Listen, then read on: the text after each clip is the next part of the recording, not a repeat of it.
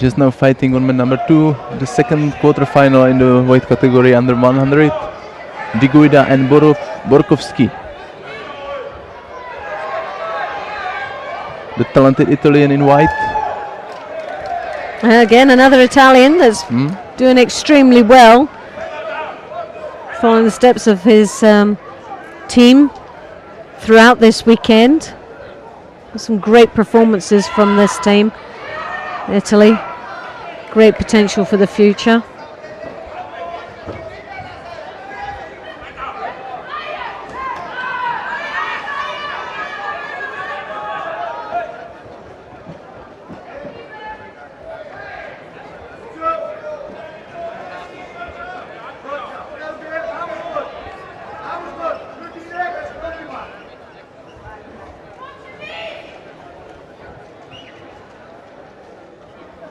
Ladies and gentlemen, tatami 1.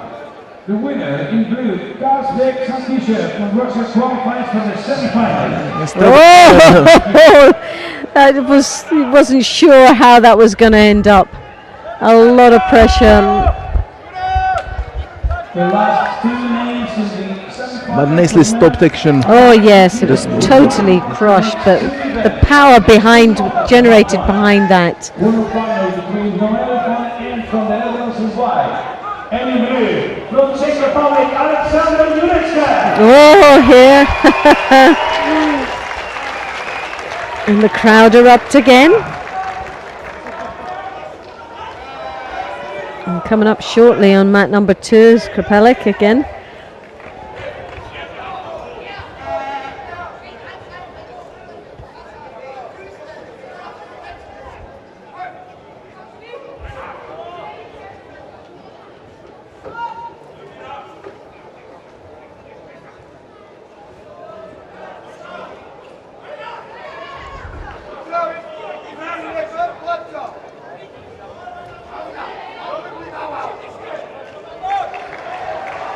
Oh, goodness me!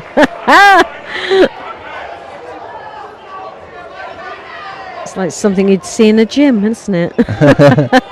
Lifting his weights. Shows the strength behind these men.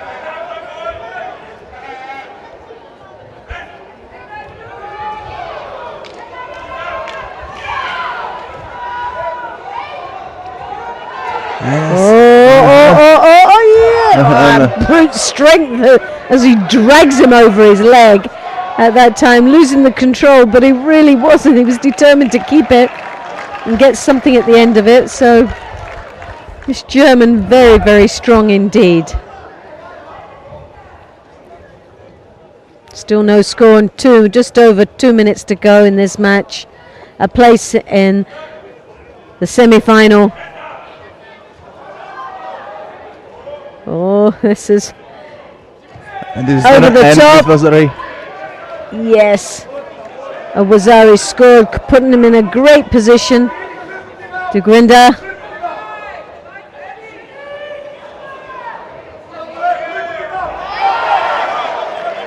Desperately trying to get that leg out, piling the pressure on, and is working. But I think the referee's going to eventually call Mate, and yes, he does.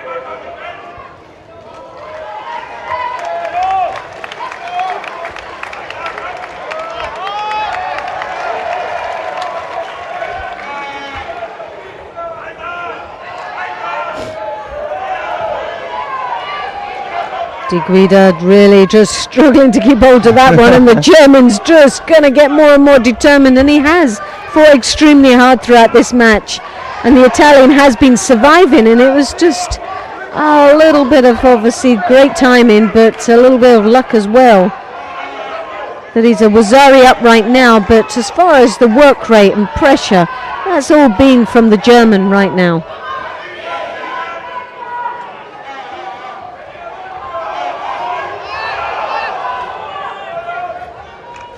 Borkowski really has to get himself out in that position, up on his feet, And the time's going to be ticking away, and the Italians, that's what they want. He's working there for the knee. He's got that choke, and I'm wondering if he's going to finish that off. Pressure on there, he's working on that leg as well, but as you can see, that heads.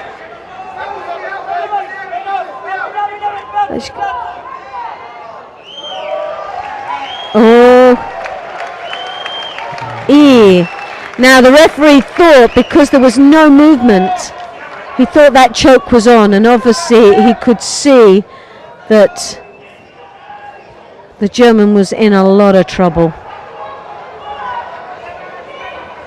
But he didn't submit, and he called it on, so I don't know what they're going to do here. But I think the referee is saying that he obviously could see that the change of colour around the mouth area was indicating that he felt that he'd gone unconscious, and obviously you have to be on the caution of safety for the athlete.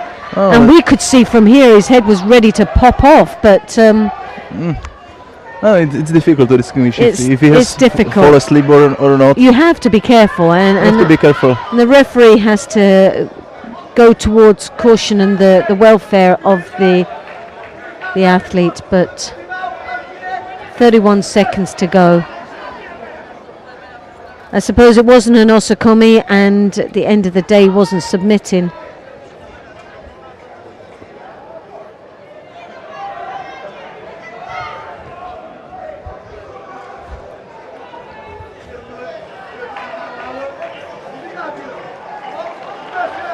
But the Italian is up for this with 31 seconds to go.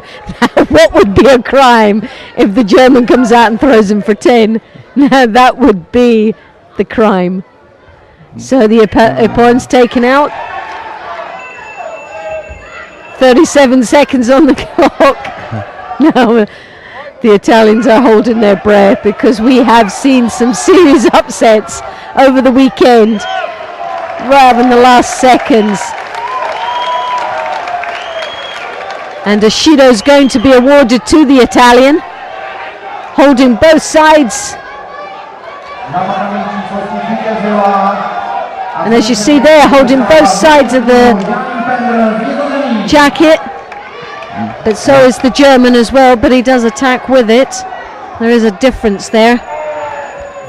But it doesn't make any difference right now. So the Italian, Guida, goes through to the semi-final of the men's under 100.